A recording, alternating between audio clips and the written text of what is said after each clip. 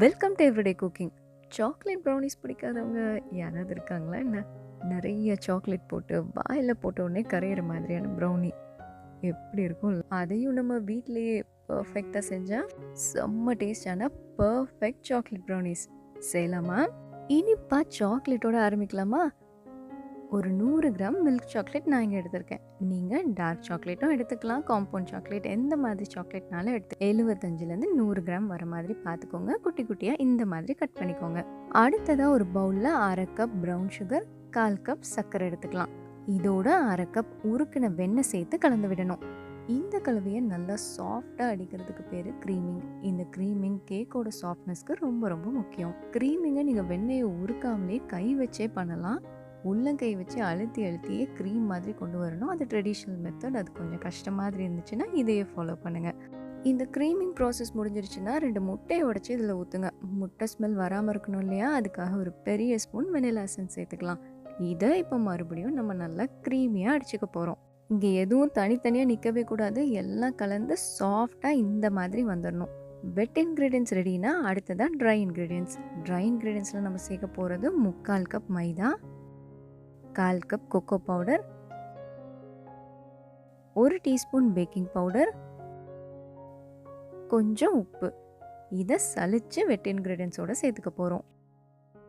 எப்போவுமே வெட் ingredients ready பண்ணும்போது மட்டும்தான் பீட் பண்ணணும், அதாவது நல்லா அடிக்கணும்.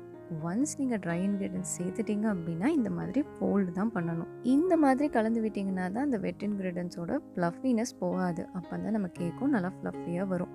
இங்கே நம்ம கலந்து விட்டாச்சு. இதோட 1/4 கப் நறுக்கின வால்நட்டும் நம்ம ரெடி பண்ணி வச்சுருக்கிற சாக்லேட்டையும் சேர்த்து கலந்துடலாம். இந்த சாக்லேட்டை பொறுத்தவரை காம்பவுண்ட் சாக்லேட் உருகிறதுக்கு கொஞ்சம் டைம் எடுக்கும். வேறு எந்த சாக்லேட் யூஸ் பண்ணாலும் சீக்கிரம் ரூம் டெம்பரேச்சர்லேயே உருக ஆரம்பிச்சிடும். அதனால் மேக்ஸிமம் காம்பவுண்ட் சாக்லேட் யூஸ் பண்ணிங்கன்னா நல்லது. பேட்டர் ரெடினா கேக் டின்னர் ரெடி பண்ணிக்கோங்க. இந்த மாதிரி பார்ச்மெண்ட் பேப்பர், அதாவது பட்டர் பேப்பர் போட்டு அதுக்கு மேலேயும் கொஞ்சம் எண்ணெய் தடவி ரெடியாக வச்சுக்கோங்க. இந்த பார்ச்மெண்ட் பேப்பர் யூஸ் பண்ணுறது சேஃபர் சைடுக்கு தான். நீங்கள் கேக் டின்லேயே கூட எண்ணெய் தடவலாம். பட் வரல அப்படின்னா கொஞ்சம் கஷ்டம். அதனால் பார்ச்மெண்ட் பேப்பர் யூஸ் பண்ணிங்கன்னா வெளியில் எடுக்கும்போது ஈஸியாக வந்துடும். ப்ரௌனி கேக் மாதிரி ரொம்ப ஃப்ளஃபியாலாம் இருக்காது. அதனால் அதோட பேட்டர் இந்த மாதிரி தான் கெட்டியாக இருக்கணும். பேட்டரை ஈவனாக இந்த மாதிரி கேக் டின்னில் ஸ்ப்ரெட் பண்ணுங்கள். ப்ரௌனிக்கு கேக் டின் சூஸ் பண்ணும்போது இந்த மாதிரி அகலமாக சூஸ் பண்ணுறது நல்லது. இந்த டின்லேயும் நீங்கள் கம்மியாக தான் பேட்டர் ஸ்ப்ரெட் பண்ணணும். நம்ம கேக் மாதிரி 40-45 நிமிஷம்லாம் வைக்க போகிறதில்ல. 20-25 நிமிஷத்துலேயே இது ரெடி ஆகிடும். பேட்டரோட திக்னஸ் கம்மியாக இருக்கணும், அப்போ தான் சீக்கிரம் வேகும். இதை நீங்கள் அவனில் வைக்கிறதா இருந்தால் 180 டிகிரி செல்சியஸில் அவனை 10 நிமிஷம் ப்ரீஹீட் பண்ணி ரெடியாக வச்சுக்கோங்க. எனக்கு இங்கே கொஞ்சமாக பேட்டரி மிச்சமாச்சு. அதையும் வேஸ்ட் பண்ணாமல் இன்னொரு கேக் டின்னில் இந்த மாதிரி ஸ்ப்ரெட் பண்ணிக்கிறேன். 20லேருந்து 25 நிமிஷம் 180 டிகிரி செல்சியஸில் இதை பேக் பண்ணி எடுத்துடணும். இதுவும் நம்மளோட கேக் ரெடி. இது நம்ம கொஞ்சமாக ஊற்றின பேட்டர். இதை 10லேருந்து 15 நிமிஷத்துலேயே கொஞ்சம் செக் பண்ணி வெளியில் எடுத்துருங்க. எப்போவுமே உங்கள் பேட்டர் எவ்வளோ திக்காக இருக்குங்கிறத பொறுத்து உங்களோட பேக்கிங் டைம் அதிகமாகும் இல்லைன்னா கம்மியாகும். இதனால தான் கொஞ்சம் பேருக்கு லேட்டாக வேகுது, கொஞ்சம் பேருக்கு சீக்கிரமாக வெந்துடுது. மொத்தத்துக்கு நீங்கள் சூஸ் பண்ணுற பாத்திரத்தை பொறுத்து உங்களுக்கு டைம் முன்ன பின்ன ஆகலாம். இதோ நம்மளோட ப்ரௌனி இங்கே சூப்பராக ரெடியாக இருக்குது. நான் இங்கே கொஞ்சம் ஆற விட்டுட்டேன். இதோ நம்மளோட குட்டி ப்ரௌனியும் ரெடியாக இருக்குது. யூஸ்வலாக ப்ரௌனியை கொஞ்சம் சூடு பண்ணி அதுக்கு மேலே சாக்லேட் சாஸும் ஐஸ்கிரீமும் வச்சு சாப்பிட்டிங்கன்னா செம்ம டேஸ்ட்டாக இருக்கும். இது குட்டியாக தானே இருக்குது, இது அப்படியே கூட சாப்பிட்றலாம். நம்ம மெயின் ப்ரௌனியை கட் பண்ணிடலாமா?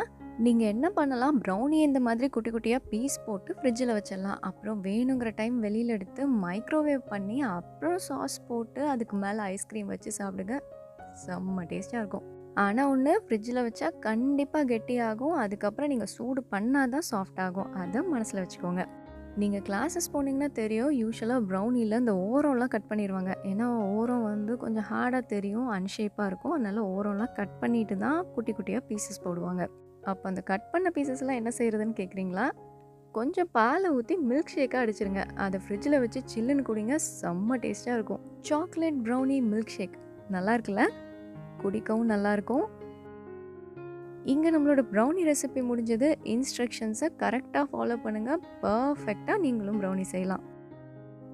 இந்த ரெசிபி உங்களுக்கு பிடிச்சிருக்கும் நம்புகிறோம். வேறொரு இன்ட்ரெஸ்டிங்கான ரெசிபியோடு உங்களை சந்திக்கிறோம். எங்கள் வீடியோஸ் எல்லாம் பிடிச்சிருந்தா லைக் பண்ணுங்கள், ஷேர் பண்ணுங்கள், கமெண்ட் பண்ணுங்கள் அண்ட் மறக்காமல் எங்கள் சேனலுக்கு சப்ஸ்கிரைப் பண்ணுங்கள்.